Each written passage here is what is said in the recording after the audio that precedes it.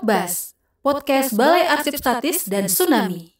Assalamualaikum warahmatullahi wabarakatuh. Halo sahabat arsip, senang sekali saya Eka dari Balai Arsip Statis dan Tsunami kembali menemani sahabat arsip, menjumpai sahabat arsip dalam tayangan Podbas, podcast Balai Arsip Statis dan Tsunami.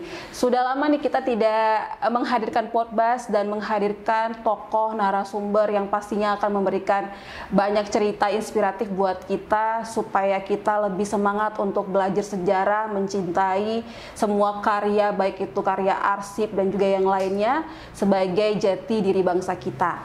Nah, pada hari ini saya sudah berada di rumah salah satu kolektor manuskrip yang memang benar-benar mendedikasikan hidupnya untuk menjaga manuskrip-manuskrip kuno yang tercipta dari seluruh provinsi Aceh ini. Dan saat ini saya sudah berada di Rumah Manuskrip Aceh. Dan bersama dengan saya juga sudah hadir pemilik sekaligus juga pengelola Rumah Manuskrip Aceh, ada Bapak Abdul Hamid, Bapak Tarmizi Abdul Hamid ya. Dan biasanya itu lebih dikenal dengan sebutan Cik Midi. Ini kalau saya boleh panggil Cik Midi nggak Pak? Boleh. Biar lebih akrab lebih gitu akrab. Ya. Karena memang kalau misalnya dari semua pecinta manuskrip gitu ya, pasti sudah sering datang kemari dan sudah kenal nih nama Bapak Tarmizi dengan sebutan Cik Midi. Iya. Gimana nih Cik Midi hari ini, sehat kabarnya seperti Alhamdulillah, apa? sehat. Ini saya dengar-dengar nih ya, Cik Midi tuh punya semangat yang luar biasa untuk bisa menjaga dan melestarikan manuskrip kuno ya yang ada di Aceh ini. Bahkan saya dapat bocoran itu dari tahun 95 ya Pak ya. Dan ada bocoran juga itu yang tadi saya juga sempat yang nanya ke Cik Midi nih bahwa di sini arsipnya itu yang paling tua itu udah berumur ratusan tahun ya Cik Midi ya. Itu 500 tahun ya Cik Midi ya. 500 tahun, rata-rata ratusan tahun lah. Jadi yang paling tua 500 tahun. Iya. Nah Cik Midi ini kan pasti banyak nih ya, kalau mungkin di kalangan para generasi muda misalnya seperti saya atau juga yang memang tidak terlalu terpapar dengan manuskrip kuno gitu ya. Ini pasti hal yang sangat baru dan saya pribadi juga merasa menjadi orang yang awam nih, masih awam mengenai manuskrip kuno gitu ya. Nah, ini Rumah Manuskrip ini menjadi semacam tempat yang wadah gitu ya, lembaga juga tempat untuk mengelola manuskrip kuno juga. Nah, mungkin bisa diceritakan nih Cik Midi, awalnya seperti apa sih kok tiba-tiba Cik Midi tuh punya semangat untuk bisa membangun Rumah Manuskrip ini? Baik, terima kasih. Assalamualaikum warahmatullahi wabarakatuh. Waalaikumsalam warahmatullahi wabarakatuh. Terima kasih khususnya untuk tim arsip Balai Arsip Tsunami Aceh yang telah hadir di Rumah Manuskrip Aceh atau rumah pribadi saya, tempat wadah untuk menampung segala aspirasi, segala apa yang dibutuhkan demi edukasi tentang sejarah budaya dan khususnya manuskrip Aceh. Terima kasih atas kedatangannya. Mohon maaf apabila ada kekurangan yang nanti kita sampaikan apa pengalaman dan apa yang kita tahu dalam manuskrip ini. Pertama, koleksi ini kita kumpulkan sejak tahun 1995. Pada masa itu hanya sepintas dari hobi untuk mengoleksi barang-barang langka, terutama manuskrip. Tapi di kemudian hari, karena ini terus menjadi sesuatu yang langka, sesuatu yang dikejar referensi oleh semua pihak, sehingga saya bertambah semangat lagi untuk mengumpulkan ini. Jadi dari puluhan menjadi ratusan manuskrip yang memang manuskrip ini telah menyumbang banyak keilmuan yang ada dalam manuskrip, telah disumbangkan ke beberapa mahasiswa, para dosen, peneliti baik dalam negeri maupun di luar negeri. Dan ini suatu yang sangat kita banggakan, ya. Artinya perjalanan dari sejarah mengumpulkan manuskrip ini tidak menjadi sia-sia. Jadi ini adalah untuk edukasi, untuk dunia pendidikan yang tidak dimiliki oleh lembaga-lembaga lain. Artinya kalau lembaga negara tentu memiliki, mereka punya museum, punya arsip, ya, dengan pengelolaan yang profesional. Tapi saya secara pribadi, dari hari ke hari, dari tahun ke tahun, dari puluhan tahun, saya mengoleksi ini adalah sesuai dengan kemampuan batas dari materi yang saya hadirkan untuk mendapatkan manuskrip ini. Itu. Kemudian kehadiran manuskrip ini adalah membuat para orang Aceh ini tergugah, prihatin, terharu, ya. Kemudian hasil dari penelitian dari sejumlah manuskrip ini, mungkin bagi kita di Nusantara ini terbodoh selama 400 tahun, waktu yang sangat lama. Terbodoh. Kita dibodohkan karena ketika kita melihat isi dari manuskrip ini adalah ilmu-ilmu yang tidak dipelajari saat ini. Artinya keilmuan dalam manuskrip ini sangat tinggi. Artinya di saat dulu abad-abad ke-17, abad 16, 17 sampai ke abad ke-18 masa masuknya penjajahan Belanda, kita belum ada apa-apa. Era yang sangat terbatas, tidak punya university, tidak punya lembaga pendidikan. Jadi para ulama dulu dari mana beliau mendapat keilmuan ini? Nah, itu yang satu. Dengan era yang sangat terbatas, mereka mampu bekerja, mampu menyalin puluhan tahun dengan tangannya sendiri. Tulis tangan semua nih, tulis tangan semua. Jadi yang dikatakan manuskrip adalah catatan peristiwa masa lalu yang ditulis dengan tangan asli. Tidak ada mesin cetak, tidak ada teknologi, dan era-eranya betul-betul sangat terbatas. Baik dari lembaga-lembaga keilmuan sangat terbatas. Ketika ini hadir 400 tahun yang lalu atau 500 tahun lalu, kita masih bisa menikmati sampai sekarang. Yang dikatakan kita bodoh dalam 400 tahun ini adalah kita tidak sanggup mengupas seluruh isi kandungan dalam manuskrip ke masa kekinian. Kalau masa kekinian ini yang serba lengkap, teknologi yang sangat tinggi, digital dan luar biasa, ya, tapi kita tidak mampu berkarya, tidak mampu melahirkan pikiran-pikiran inspiratif yang dilakukan oleh leluhur kita pada era Kesultanan Aceh masa lalu. Nah, kehadiran manuskrip ini tentu sudah merubah pola pikir dari intelektual kekinian terhadap kecemburuan sosial dari ilmu ini yang telah dihasilkan oleh para ulama dulu.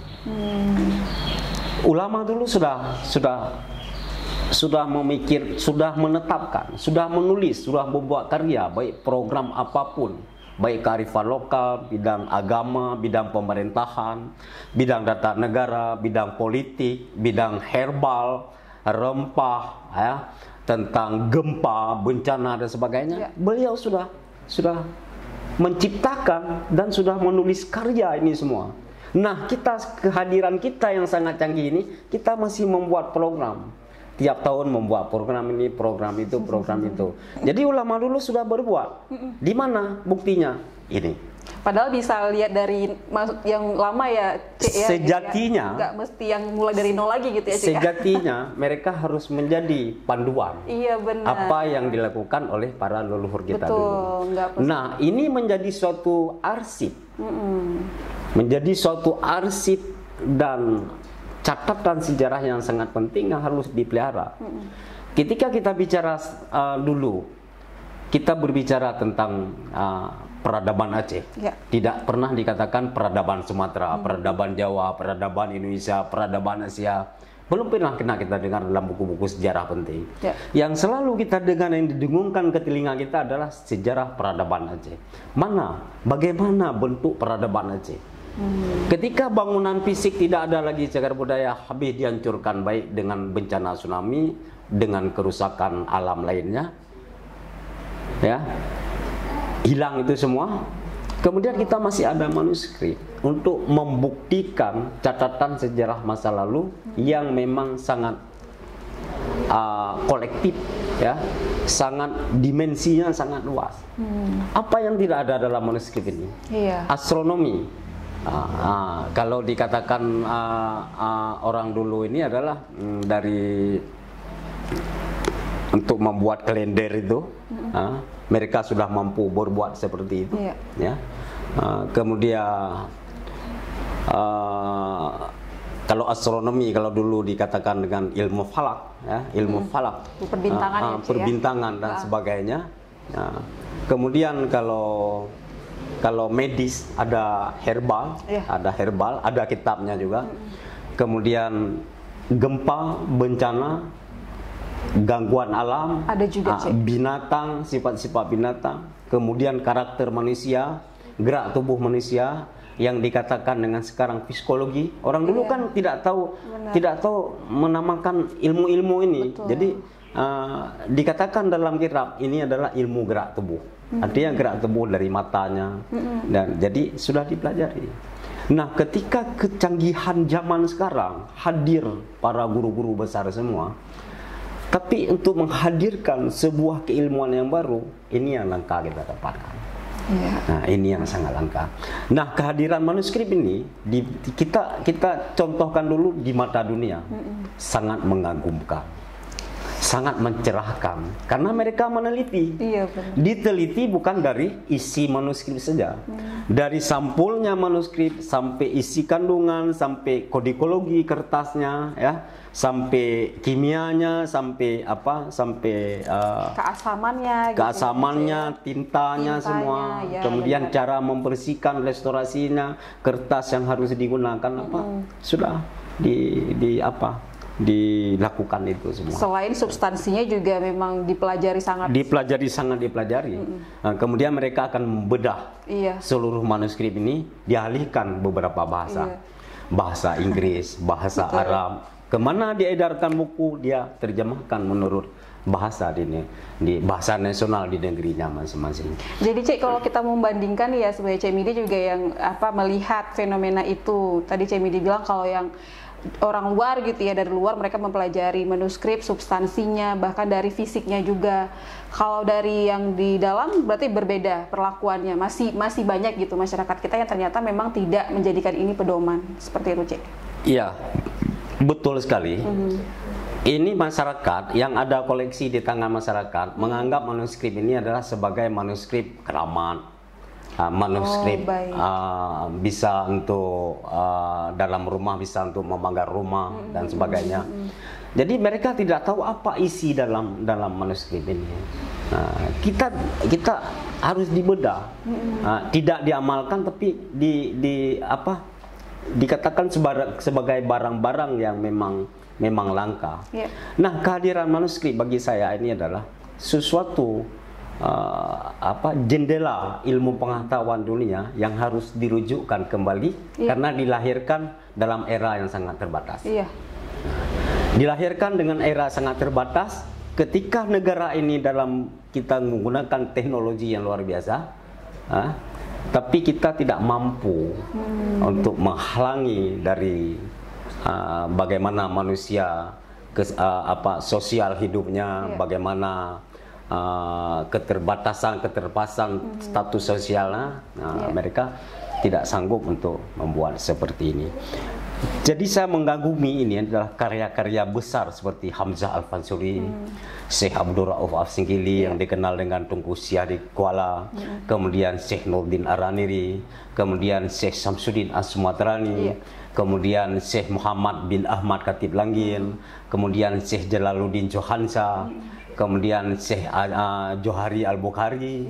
Dalam ilmu tata negara politik, bagaimana dia mencurahkan politik yang kemarin ini? Bagaimana isi dari pesan-pesan dari politik menurut ulama itu apa? Kita tidak tahu.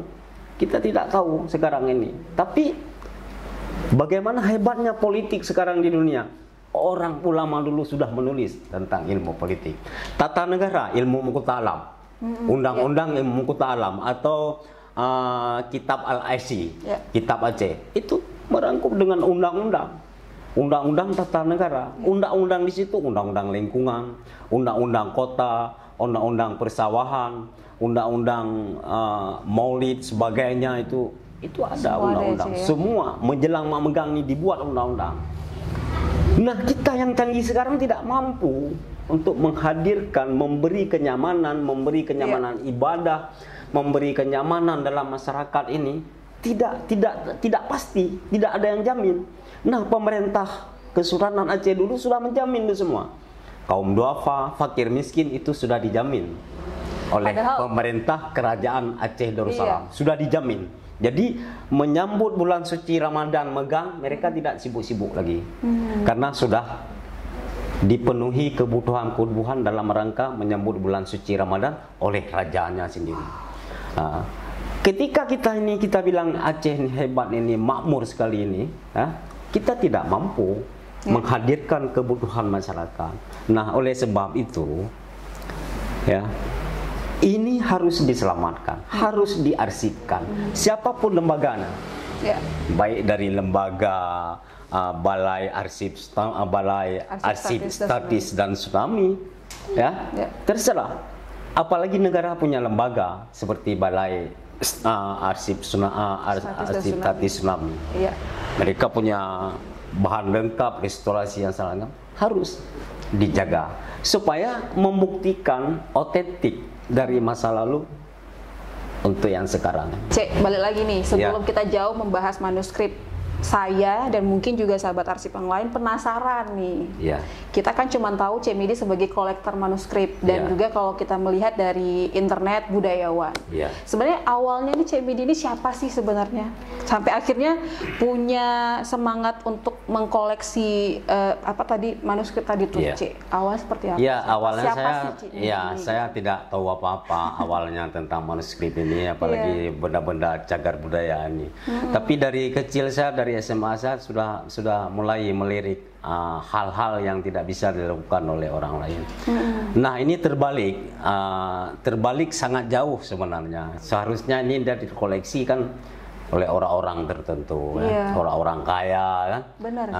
Kalau Cik sendiri kan dalam kapasitas hanya tidak lebih tidak kurang lah. Jadi sederhana aja begitu.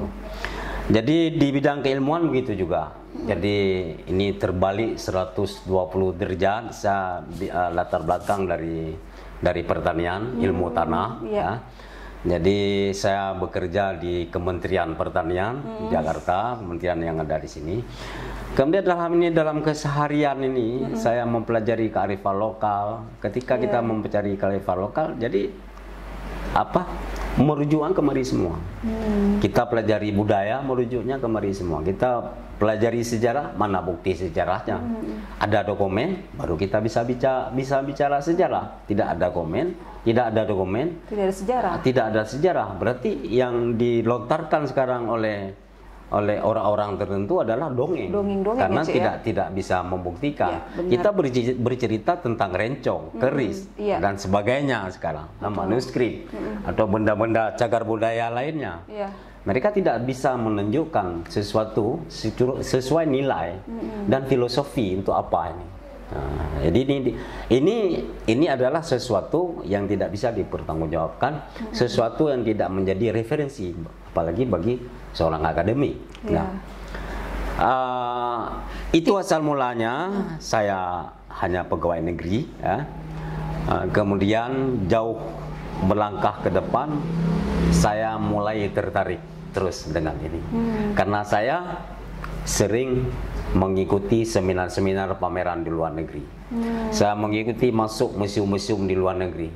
Dalam museum-museum di luar negeri saya dapatkan semua artefak budaya ini, produk budaya masa lalu ini berasal dari Aceh semua. Berasal dari Aceh semua, dari Inggris orang Aceh, dari Belanda dari Aceh, dari Brunei Darussalam dari Aceh, dari museum-museum Malaysia kebanyakan dari Aceh, dari arsip-arsip Jakarta juga kebanyakan dari Aceh. Nah, di Aceh ada apa sekarang? mana benda-benda yang di Aceh sebagai tuan rumah. Jadi ini saya selamatkan manuskrip ini hanya sekecil mungkin. Artinya sekecil apapun kita selamatkan, artinya punya nilai untuk mempertanggungjawabkan kepada anak cucu kita besok. Bahwasanya kita betul mencintai orang Aceh itu sendiri dengan menyelamatkan benda-benda bersejarah. Nah, ketika dalam perjalanan ini, kemudian karena koleksi makin lama makin banyak, dan saya juga menjual seluruh ada harta-harta warisan untuk ini, Cek? Untuk manuskrip, untuk mengadakan manuskrip. Ada warisan-warisan kebun, ada warisan-warisan sawah, itu saya jual semua untuk mendapatkan manuskrip, untuk menyelamatkan arsip ini. Untuk apa? Gila enggak kamu? Kan seperti itu saya ditanya sama Najwa Shihab. Gilakah Anda? Ya. Kalau saya gila, orang yang menuntut ilmu dalam manuskrip yang ada koleksi saya ini semua sudah gila. Para profesor ini semua sudah gila. Ya. Jadi artinya ini kan berbicara bercanda aja pada waktu itu. Nah, ketika ini saya lakukan, apapun saya lakukan, kalau ini tidak saya korbankan, ini lari ke luar negeri. Bagaimana nasib orang-orang peneliti nanti yang ada di Aceh? Artinya para adik-adik mahasiswa nanti perlu sesuatu referensi yang asli ini harus terbang ke luar negeri. Jauh ya, Cik? Jauh ke luar negeri, sedangkan manuskrip ini dari sini. Itu ironis ya? Ironis sekali, ironis sekali. Jadi itu. Jadi separuh hidup saya ini saya sumbangkan ke dalam pemeliharaan manuskrip ini adalah dengan tujuan saya adalah bahwasanya saya ingin mengembalikan Aceh ini, aroma Aceh ini, aura Aceh ini, marwah Aceh ini seperti yang lalu. Setidaknya menghadirkan benda-benda yang otentik, yang orisinil, yang masih bisa dibaca, masih bisa dilihat, masih bisa dibanggakan, menjadi bukti nyata bahwasanya mereka lahir bukan orang yang cilet-cilet, bukan orang yang berserata ilmu pengetahuan yang sangat tinggi. Ini semuanya khusus untuk anak-anak kita yang akan datang, untuk tidak repot-repot mencari referensi keluar. Cik, ini kan nggak semua orang yang punya pemikiran ini. Mungkin juga banyak orang yang tadi seperti kata Cik Midi juga, yang kata Najwa Shihab nanya, langsung menuding Cik Midi, gila nih Anda ya gitu ya. Karena kan ini bukan pemikiran yang biasa ya, Cik ya, apalagi non-profit nih. Ya, non-profit. Gitu. Tapi semangat itu ada di Cik Midi. Kemudian kita tidak pernah sekolah di bidang ini, tidak pernah sekolah di bidang filologi, tidak pernah sekolah di bidang sejarah. Namun dalam perjalanan saya disekolahkan oleh keadaannya sendiri. Saya banyak berguru pada profesor-profesor luar negeri, disekolahkan dengan sendirinya. Jadi apa yang saya katakan ini hasil-hasil daripada guru-guru yang saya hadirkan manuskrip ini. Ya. Artinya bagi saya sekarang Nina, selembar manuskrip itu adalah sangat bernilai karena dia memiliki sejarah yang sangat panjang. Bayangkan aja, 400 tahun yang silam kertasnya hancur, tapi tintanya masih bagus dan utuh untuk dibaca. Nah, ini harus dilestarikan. Apapun keadaannya, ini harus diselamatkan. Demi apa? Demi ilmu pendidikan, kecerdasan anak cucu kita yang akan datang. Tapi kalau ini semua punah, kalau ini semua dijadikan uang, jadi kita rugi besar selaku tuan rumah, ya, yang memiskinkan ilmu pengetahuan terhadap sumber daya manusia, nasib kita sendiri. Kemudian hadirnya lembaga Rumah Manuskrip Aceh karena sudah banyak sekali manuskrip ini yang terkumpul. Kemudian permintaan masyarakat di Aceh, permintaan dari Nusantara, bahwasanya mereka segan karena ini milik pribadi. Makanya untuk membuka akses sebesar-besarnya, untuk bisa diakses oleh siapapun di sini, adalah saya bukalah lembaga, saya ambil seluruh isi naskah ini, saya limpahkan kepada lembaga untuk bisa diakses oleh siapapun. Jadi kalau pribadi, manuskrip koleksi pribadi saya sekarang, mungkin enggan orang, ada segan, ada setidaknya merasa inilah tidak nyaman. Tapi kalau lembaga kalau dasar bantuannya misalnya dari pemerintah membantu ya jadi lewat dari lembaga saja. Jadi itu bentuknya seperti, karena kan kita masyarakat kan nggak semua bisa baca manuskrip ya, Cek ya, gitu kan. Berarti itu kayak jadi bentuk transliterasi seperti itu ya, untuk jadi ilmu yang bisa diakses oleh banyak masyarakat seperti itu ya, Cek. Iya, kita menyediakan digital, kita menyediakan web, kita menyediakan publikasi, kita menyediakan seluruh naskah apa dibutuhkan oleh mahasiswa maupun peneliti, ya, mau dibuat apa untuk sumber disertasi, skripsi dan sebagainya, ya, dan artikel-artikel jurnal kita sediakan itu, kita berikan. Kalau dia tidak mampu, dia ambil aja. Tidak ada masalah. Itu tujuan dari Rumah Manuskrip ini sendiri. Nah, kemudian ditranslatekan ke bahasa Melayu, ke bahasa kekinian, supaya mudah difahami, mudah dicernai oleh generasi kita sekarang ini. Nah, siapa saja yang ada dalam Rumah Manuskrip Aceh ini? Nah, di sini ada pakar IT yang membuat untuk pameran virtual dan sebagainya. Kemudian ada pakar terhadap Arabnya, ada pakar terhadap Melayunya, salah satunya Pak Tia Sakti, Pak Hermansyah.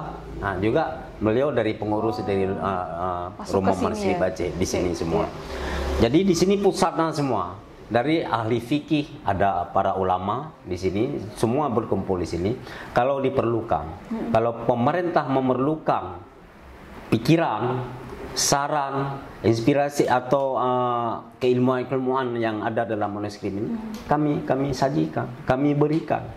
Nah, kami berikan dengan keterbatasan yang sangat banyak. Artinya kita tidak mampu mencetak, tapi kita biar mereka membuat publikasi sendiri. Cuma kita publikasi lewat web semampu Rumah Manuskrip aja. Kan dilihat sendiri hari ini. Ini tempat manuskrip ini adalah rumah pribadi, ya. Ini tidak muat lagi, sekarang tidak muat lagi. Seharusnya kan ada gedung yang lain, tempat yang lain yang bisa diakses tiap hari oleh siapapun yang membutuhkan terhadap dokumen dan arsip ini, ya. Tapi bagaimana ya? Jadi kita tidak ada gitu. Tidak ada. Bagaimana kita kemampuan kurang atau apa? Ini ya donasi seperti itu ya, Cik, untuk membantu. Kita pun tidak pernah meminta donasi dari siapapun, tidak pernah minta donasi.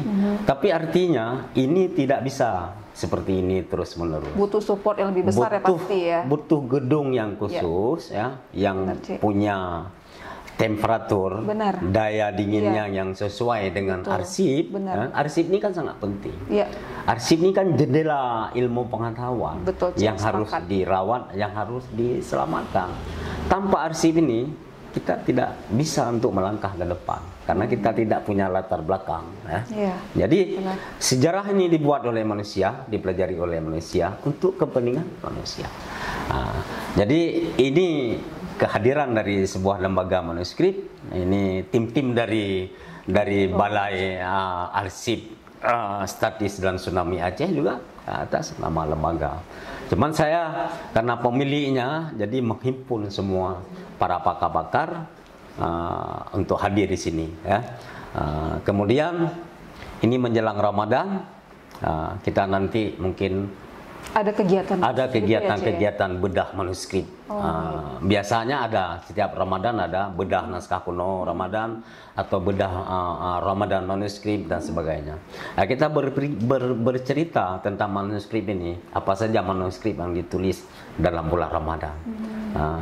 Kenapa manuskrip ditulis dalam bulan Ramadan?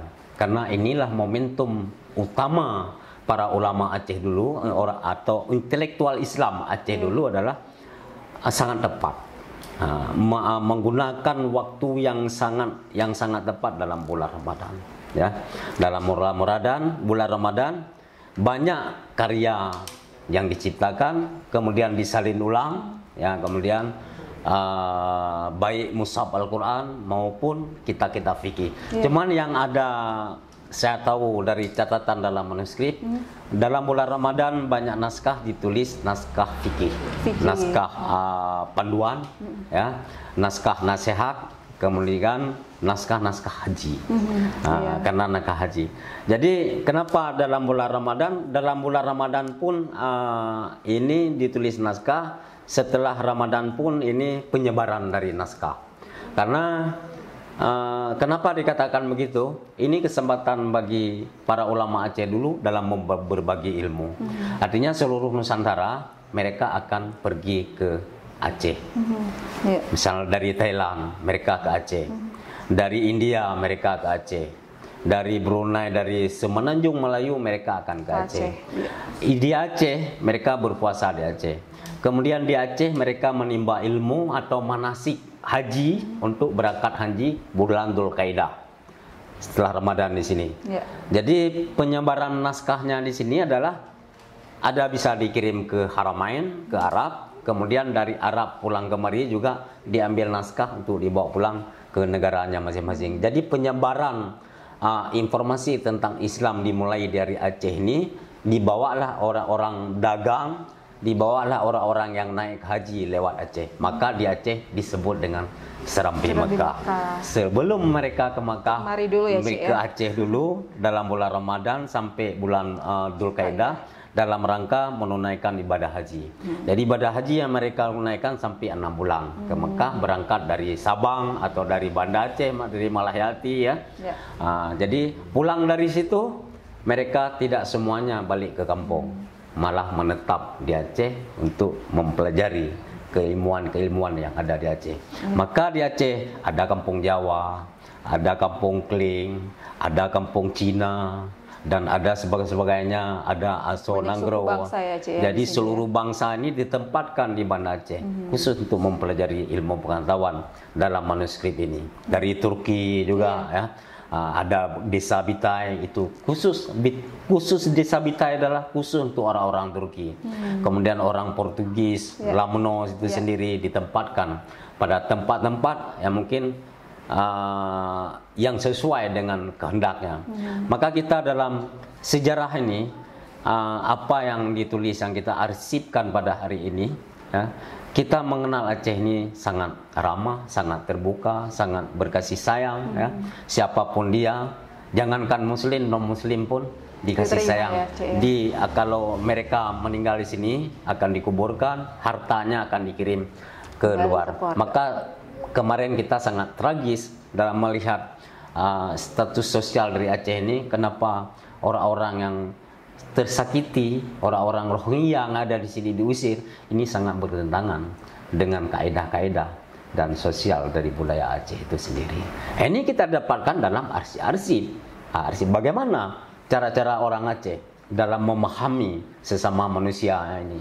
Kita memahami seperti itu. Kita baca di Kanun Muqta Alam, bagaimana perkembangannya, bagaimana kebencanaannya, bagaimana tsunami-nya, bagaimana gempanya, ada naskah gempa dan sebagainya. Jadi Cik Midi melihat fenomena sekarang, kalau melihat ke belakang juga tadi ya Cik ya, ada gejolak-gejolak tadi itu yang ternyata memang tidak sama dengan apa yang sudah dituliskan dalam manuskrip kuno ya Cik ya. Tadi yang sama. Kehidupan sosial. Tidak. Pasti itu Cik Midi melihat yang sekarang seperti yang tadi Cik Midi katakan soal Rohingya dan sebagainya, itu pasti membuat perasaan Cik Midi sedih pasti ya Cik ya. Sedih karena bertentangan dengan apa yang diwasiatkan oleh para ulama Aceh, terutama Syekh Abdul Wahab Singkili. Jadi ini bertentangan sekali. Beliau pun dalam memetakan Aceh ini sebagai ulama besar ini, sebagai ulama lintas zaman itu sangat komprehensif. Dari semua keilmuan itu sudah ditulis, baik ilmu tasawuf maupun ilmu fikih kontemporer. Kita fikih kontemporer, ini anjuran untuk para sultan, ditulis dalam Miratul Tulab. Kemudian Syekh Nurdin Araniri telah menulis dalam Syiratal Mustaqim. Jadi sangat-sangat berseberangan dari karakter-karakter manusia-manusia sekarang yang ada di Aceh. Dan ini wajar menurut saya, karena mereka tidak ada sumber untuk menggali dan mempelajari ini, bagaimana karakter dari ulama Aceh itu sendiri, dari Aceh itu sendiri. Nah, kalau kita lihat dari semua peredaran mata uang emas yang ada di Aceh dan sebagainya, Aceh ini dikatakan ya sudah sesuai dengan apa yang disebutkan, mempunyai peradaban Islam yang sangat tinggi. Jadi sudah sesuai. Kehadiran dari ini sekarang kita mungkin sangat-sangat tidak mungkin, itu hal-hal yang sewajarnya. Karena pada akhir zaman Islam ini akan pudar sedikit demi sedikit dan moral akan jatuh, harkat martabat jatuh. Jadi untuk mengembalikan ini semua adalah dengan cara-cara seperti ini. Nah, manuskrip ini di luar negeri ini sangat disimpan, yang sangat mempunyai keamanan yang sangat ketat, ya. Jadi syukur alhamdulillah kita di Aceh ini masih bisa diakses, masih bisa dipegang, masih bisa dicium-cium, masih bisa dipegang-pegang kertas dan sebagainya, ya. Cuman dalam podcast ini yang diselenggarakan oleh Balai Arsip Tsunami Statis dan Tsunami Aceh ini, saya mengharapkan apa dari kekurangan dari rumah manuskrip ini, mohonlah ya nanti apa restorasi atau perbaikan kertas-kertas arsip yang sudah rusak. Nah, mungkin itu yang diharapkan untuk meremajakan, merekonstruksikan kembali nilai-nilai dari cita-cita dari sebuah arsip ini menjadi bisa dibaca oleh anak cucu kita yang akan datang. Iya, iya, Cik. Insya Allah nanti mungkin dari Arsip Nasional ya, Cik, ya. Iya, sebagai lembaga negara yang memang fokus kita ke bidang arsipan, termasuk manuskrip seperti kata Cik tadi kan juga ini sama seperti arsip, perlakuannya sama, ada kegiatan preservasi yang masih dilakukan seperti itu untuk bisa bertahan lama. Ini seperti yang ini Siratal Mustaqim. Ini Siratal Mustaqim. Usianya berapa? Karyanya Nurdin Araniri. Usianya sekitar 350 tahun. Wow. Cik, dapatnya kalau kayak gini itu dari mana ya, Cik? Saya dapat dari masyarakat, tapi dalam profil Lembaga Rumah Manuskrip Aceh ini ada saya tulis itu hibah. Setelah dihibah, kemudian diambil balik.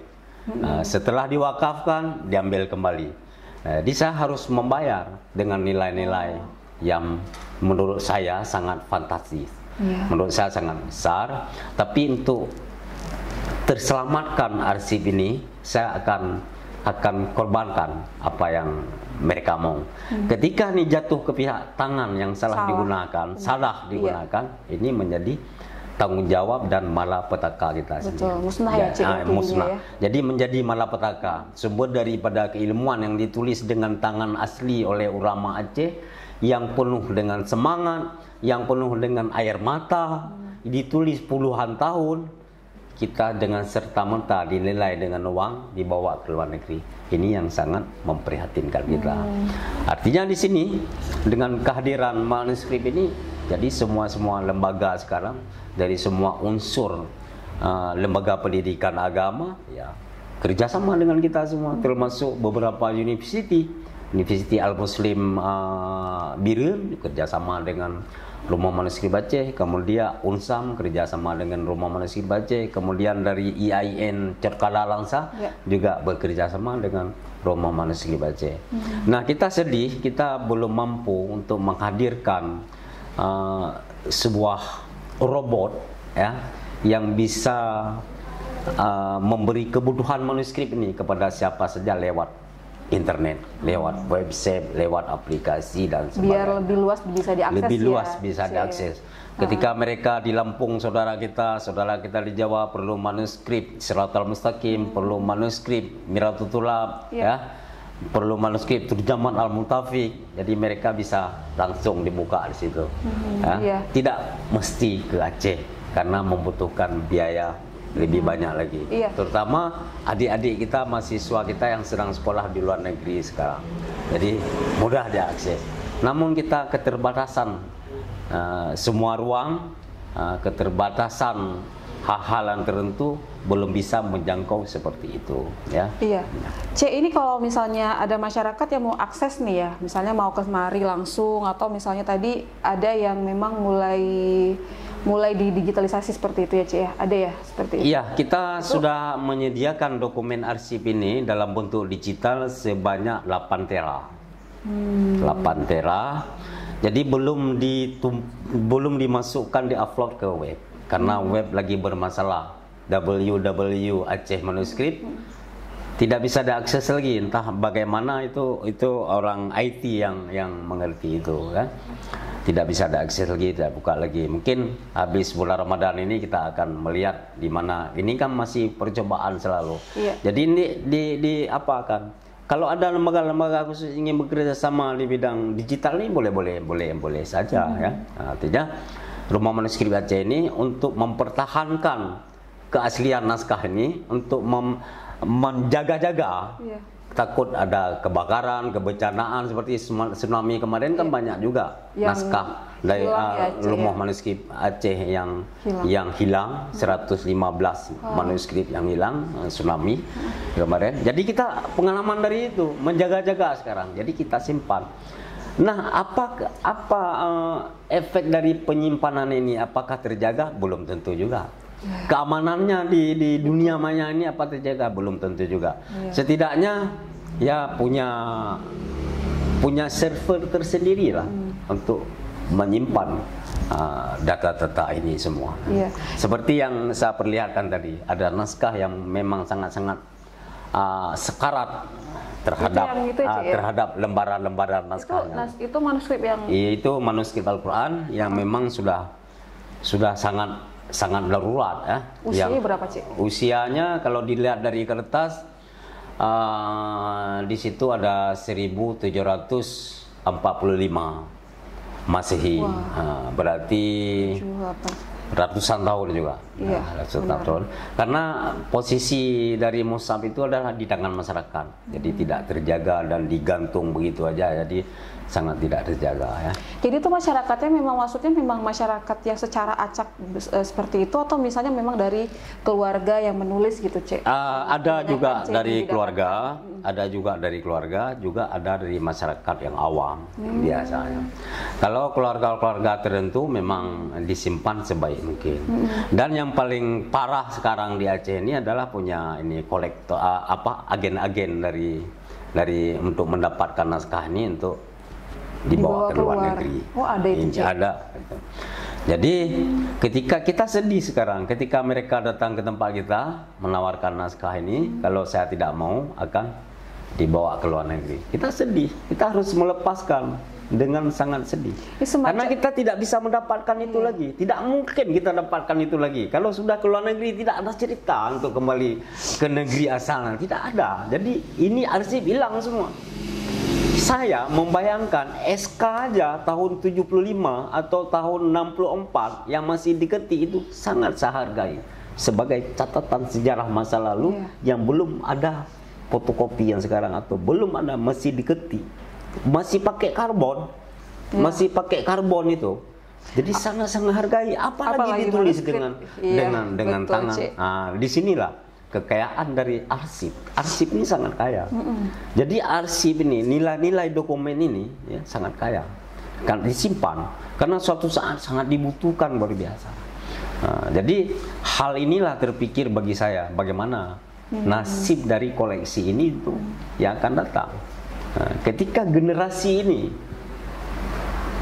sibuk dengan budaya luar sekarang yang masuk ke Aceh, dengan budaya sendiri yang begitu hebat tidak dipedulikan. Nah, ini adalah tugas dari pemerintah kita. Benar, C. Ini kalau dari C sendirinya secara pribadi, karena memang C Midi yang mengelola dan ini kan milik pribadi ya, C ya. Tadi dengan segala kekhawatiran untuk generasi sekarang yang mulai terpapar dengan budaya baru dan melupakan budaya sendiri yang memang sangat kaya, Cik. Upaya apa nih yang Cik Midi lakukan gitu untuk bisa memperkenalkan, walaupun mungkin susah ya, Cik ya, untuk bisa memasukkan kembali mindset ini kepada generasi sekarang itu pasti susah. Tapi apa sih yang Cik Midi sudah upayakan gitu untuk bisa memperkenalkan manusia dan semuanya? Kita sudah upayakan dalam untuk tahun ini aja ada beberapa kegiatan, ada mahasiswa merdeka yang datang kemari, bukan satu university aja, itu banyak. Dalam tahun ini adalah puluhan daerah sudah kemari. Kemudian penelitian juga di sini. Kemudian pameran juga di sini. Kemudian diskusi manuskrip juga di sini. Kemudian podcast yang dibuat secara jarak jauh juga di sini. Jadi kadang-kadang kita membuat dialog-dialog tentang sejarah budaya yang yang orientasinya manuskrip kita lakukan terhadap mahasiswa-mahasiswa ini. Kemudian terhadap anggota dewan yang terpilih untuk kearifan lokal, ya. Ada masukan gitu ada juga masukan ya, Cek, ya? kita masukkan manuskrip kepada mereka supaya ini diapakan kembali di Aceh. Jadi seluruh Aceh kita sudah lakukan. Tapi kalau ini tidak ada juga perubahan, ya kita sudah melakukan. Kita sudah berusaha. Kalau Allah menanyakan nanti apa yang kamu simpan, apakah kamu sudah memberikan kepada pihak alamat? Sudah ya Allah. Itu lepas dari tanggung jawab saya. Dari awal pembicaraan kita tadi saya sudah menyatakan, selaku saya orang Aceh adalah punya tanggung jawab dan hak saya yang sudah saya ketahui dalam ilmu yang ada di sini, sudah mempelajari dengan ulama-ulama ini harus diselamatkan. Jadi saya selamatkan menurut kemampuan saya. Kemampuan orang lain, ada yang menjadi bupati, ada yang menjadi anggota dewan, itu kemampuan masing-masing. Jadi mereka sudah ikut kontribusi terhadap negeri. Misalnya seperti ibu sekarang, seperti tim dari Balai Arsip Statis Tsunami. Mereka mampu apa dia kan? Mampu mendokumentasikan arsip, menyimpan arsip. Mereka sudah melakukan yang terbaik bagi bangsa dan negaranya. Ya. Jadi yang lain juga ulama gitu juga, mereka sudah sudah mengaji, sudah memberi ilmu pengetahuan terhadap generasi dini. Ya, jadi masing-masing punya peran. Kalau mereka tidak ke sawah, orang-orang petani tidak ke sawah, kita mau makan apa? Benar, Cek. Tidak ke kebun, kita mau apa kita. Jadi masing-masing punya peran.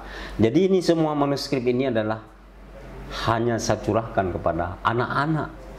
Begitu besar ya nanti, ya. Dia menjadi kabur tentang negerinya sendiri. Tempat dia lahirkan tidak tahu. Direkam seperti ini, di podcast seperti ini untuk disiarkan seluruh negeri, bahwasanya ini masih ada. Kebudayaan, sejarah, marwah dari Aceh itu sendiri masih ada. Di mana ada? Di sini. Siapa di sini? Punya kita semua. Milik kita semua. Dan ini juga bukan punya saya.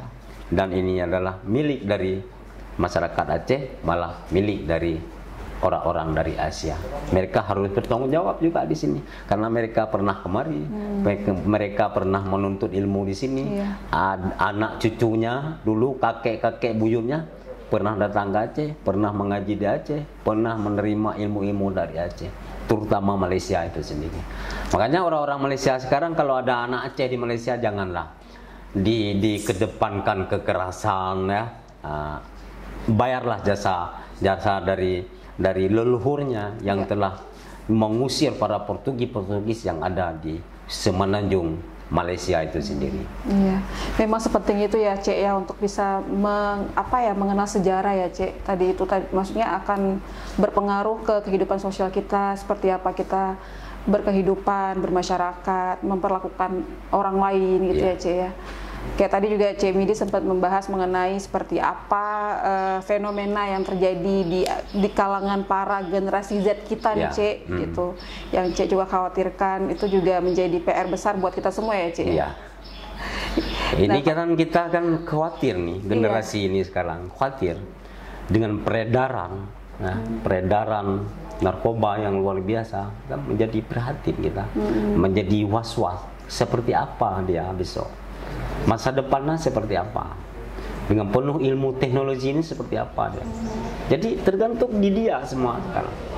Ya, kita sudah menyediakan sarana dan prasarana untuk kemudahan dia besok. Nah, tergantung dia. Karena kalau tergantung kita, di depan kita, di belakang kita, iya, betul. Lain lagi.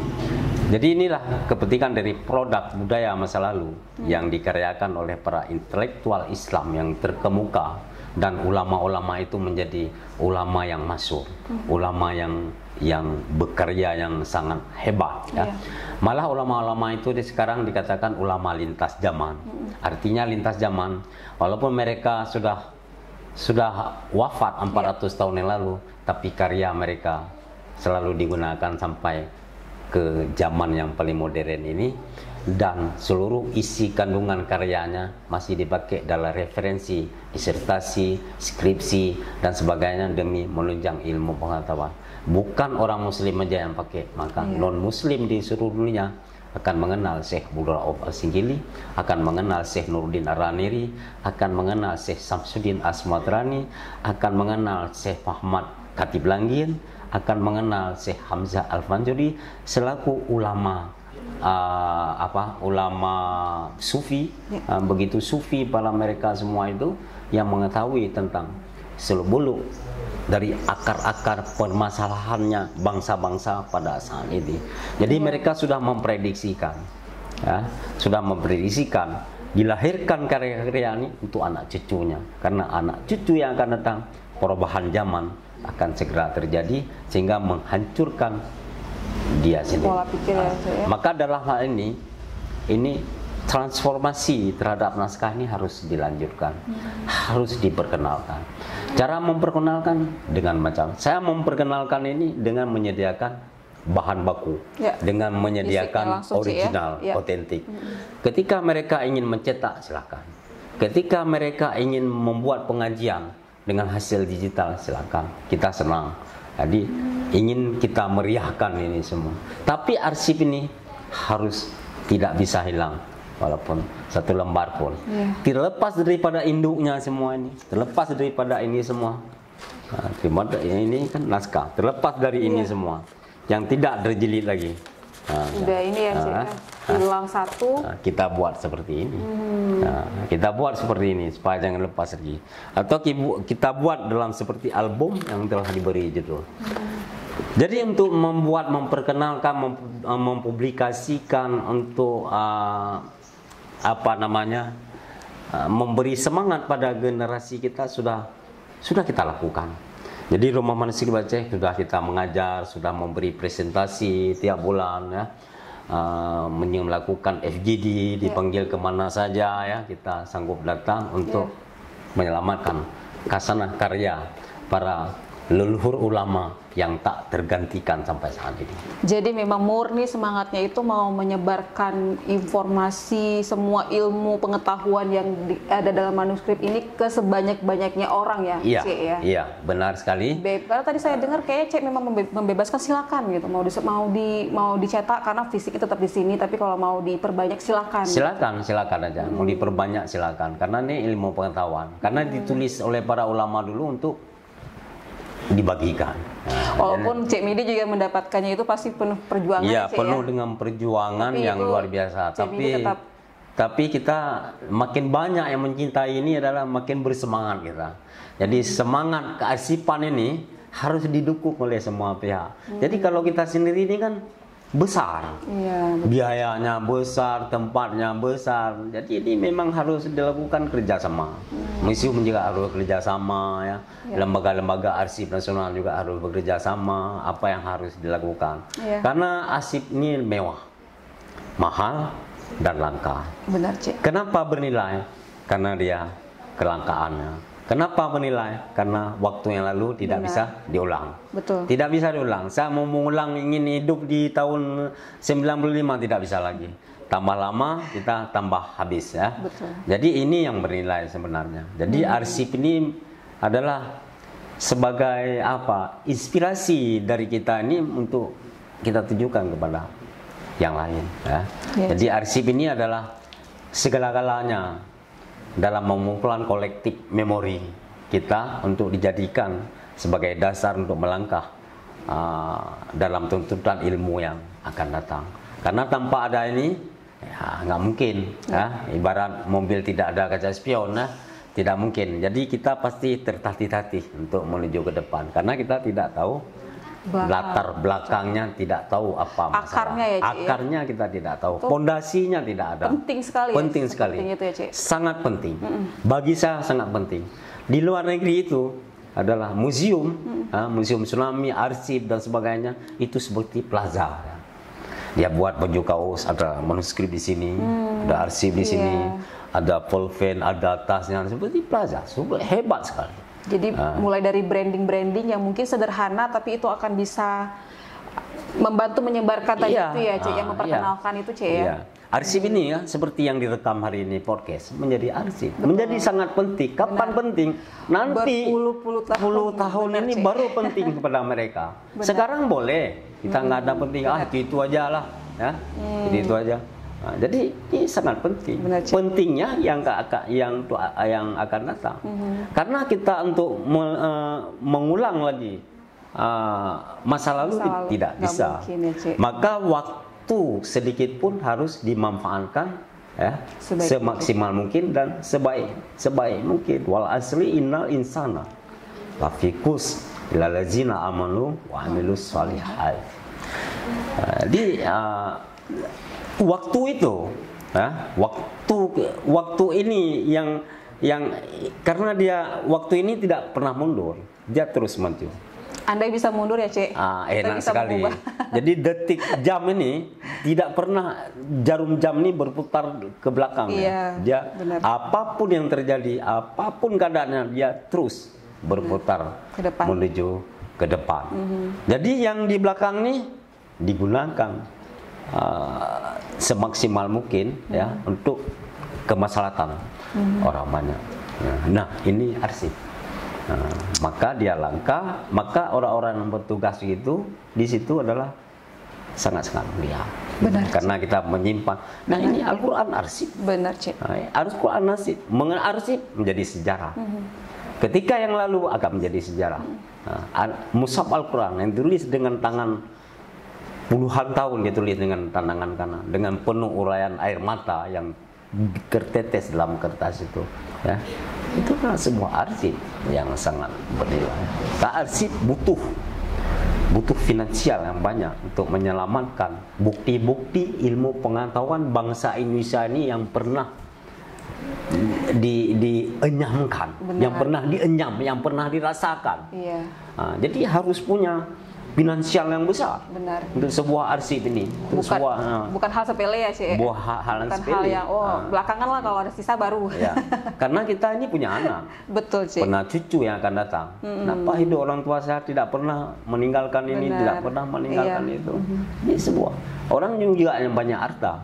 Mereka juga punya arsip, punya sertifikat, punya. Makanya ada kitab Al-Faraid. Al-Faraid itu adalah ilmu untuk membagikan warisan-warisan itu. Mewarisi, ya? Mewarisi itu semua sesuai dengan ketentuan dari Islamnya. Seperti itu. Iya. Cik, ini kan berarti memang hampir semua keilmuan ada di sini untuk manuskripnya. Tadi kan ada fikih ya, Al-Faraid juga, terus ilmu tata negara gitu ya, Cik ya. Apakah di sini memang hampir semua lengkap gitu, Cik? Lengkap. Semua herbal, gempa, tentang hukum, mushaf Al-Quran, Najam Aceh, astronomi, kemudian kitab-kitab raja, kemudian kitab-kitab ilmu binatang, kemudian nahu, kemudian tata bahasa. Jadi semua koleksi sudah kita kumpulkan, sudah kita amankan di sini semua. Iya, Cik, kita kan juga ada satu lagi yang kita tahu di sini itu yang masih menyimpan dan melestarikan manuskrip kuno itu di Perpustakaan Tano Abe. Apakah memang ada kaitannya nih, atau misalnya memang ada gerakan bersama untuk menjaga manuskrip ini antara Rumah Manuskrip dengan Tano Abe, seperti apa, Cik? Ada hubungan yang erat? Ya, saya mengharapkan dari dulu ke Perpustakaan Tano Abe, waktu ada Umi, yang bisa akses ke situ saya dengan Pak Herman, ya, saya akses ke situ langsung. Ya memang keberadaan Tano Abe itu sangat terbatas karena mungkin yang terkumpul di situ adalah kitab-kitab yang sangat-sangat penting yang tidak ada tempat orang lain, ya. Saya mengharapkan ini adalah ada sesuatu hubungan. Jadi karena yang ada di Tano Abe juga ada di sini, ya. Kemudian yang ada di sini juga di Tano Abe juga ada. Kemudian Miratutulab seperti ini kitab langka Miratutulab itu. Kalau di sini cuma satu, tapi kalau di Tanah Abe ada beberapa banyak salinan ya. Bisa saling melengkapi di Tanah Abe koleksinya sangat besar. Sangat besar koleksinya di Tanah Abe. Di Tanah Abe lah gudangnya manuskrip ya yang memang harus dijaga ketat. Nah, dijaga ketat ya, mungkin dari ahli waris dari Tanah Abe sendiri punya tujuan tertentu ya, punya tujuan tertentu untuk manuskrip yang berada di perpustakaan kunonya. Iya, benar. Iya, benar, Cek. Nah, ini saya juga melihat ya, Cek. Ya. Di rumah Cek Widi ini tidak hanya manuskrip nih, ada juga benda-benda cagar budaya, Cek ya. Ini yang keramik. Ya. Ini dari Cina, Cek. Atau dari kalau keramik kapan nih, Cik? Ya, kalau keramik ini kan hasil dari barter. Dari barter dari rempah orang Aceh ini, dari rempah-rempah orang Aceh ini dibarterkan mereka. Dengan ini. Barterkan dengan piring tapi dipesan. Dari piring ini berbentuk orang Aceh tidak suka, tidak ada pernah kita dapatkan dalam hiasan orang Aceh ini baik piring maupun hal ornamen lainnya yang berbentuk binatang. Aceh lebih suka kepada alam, lebih ke tumbuh-tumbuhan semua. Jadi jarang kita dapatkan dari yang lukisan binatang binatang jarang kita dapatkan. Kalau ini piring-piring adalah ada dari Eropa, ya, dibawa dari Eropa untuk didekat dengan rempah di sini. Tapi sudah sesuai dengan pemesanan dari orang Aceh sendiri. Ini ada yang kecil, ada yang besar. Inilah sebagai tempat para orang makan dulu, cawan pinggan orang Aceh Hawaii, ulama-ulama. Jadi mungkin ya banyak hal. Kemudian kita harus menampakkan juga misalnya sebagai tempat yang membuat ramuan obat, tempat bagaimana gelas orang Aceh, bagaimana piring Nintu Baru, kemudian wang-wang Aceh, kemudian tempat-tempat menyimpan seperti ini ya. Kemudian ini masa Belanda, kemudian ini cuci tangan semua. Sangat untuk mendukung, saling mendukung. Jadi saling mendukung benda-benda ini. Jadi keberadaan benda ini sangat penting juga dalam hal produk budaya ini. Artinya banyak orang kemari. Kalau di Aceh kita lihat sekarang fisik orang Aceh ini kan macam-macam, ya. Fisik orang Aceh macam-macam. Artinya fisik orang Aceh macam-macam tidak sama dengan saudara kita yang di Batak, saudara kita yang di Jawa. Macam-macam fisik, ada yang tinggi, besar, ada hidung mancung seperti Arab. Berarti di Aceh ini banyak sekali pendatang. Nah, ini bukti-buktinya. Barang-barang ini ada kaitan-kaitannya semua. Seperti itu. Benar, ini salah satu yang tadi kita bahas akar ya, Cik. Iya, akar dari permasalahan dari sejarah Aceh ini, gemilangnya, puncaknya ini, ya, hadirnya kita hadirnya para benda-benda cagar budaya ya. Ada pedang, ada semuanya. Itu dia. Ada pedang juga, Cik ya? Ada pedang, banyak pedang di sana. Itu dari mana pedang, Cik? Pedang itu asli kita beli sama orang masyarakat yang juga, di desa, masyarakat kita beli semua. Kemudian orang-orang Aceh sering ke Arab dibawa pulang dari cangkir-cangkir tempat air zam-zam. Jadi ada semua. Jadi bukti-bukti itu ada kedekatan orang Aceh dengan Arab seperti apa. Jadi ada bendanya semua. Gimana kedekatan orang Aceh dengan Arab? Ada bendanya semua. Ada piring-piringnya, ada cangkir-cangkirnya, ada tempat yang membuat bumbu dan sebagainya. Ada gelasnya dan ornamen-ornamen yang seperti itu yang kita jaga. Itu adalah menjadi suatu bukti kepada generasi yang akan datang bahwasanya Aceh ini tidak tertutup, dia terbuka. Dia sudah go internasional. Dari abad ke-16 sudah go internasional, sudah ke Turki, sudah bersahabat dengan Turki, ke China. Cheng Ho kan dari Cina semua. Benar, dari Cheng Ho, dari Turki, dari Portugis, mereka sudah antar negara, antar budaya. Aceh tak boleh tertutup. Kalau Aceh ini tertutup, dia akan menjadi artinya keilmuan pemerintahan sangat miskin karena dia tidak membuka akses keluar. Kenapa Aceh dulu sangat maju? Karena dia bersifat transformasi keilmuan dan bahasanya seluruh negeri. Maka dia jaya. Kalau dia tidak hubungan internasional dari Selat Malaka ini, tidak akan jaya siapapun. Nggak mungkin orang tukang becak dibesarkan oleh tukang becak, nggak mungkin. Orang yang membesarkan tukang becak adalah orang-orang yang sudah berhasil, ya,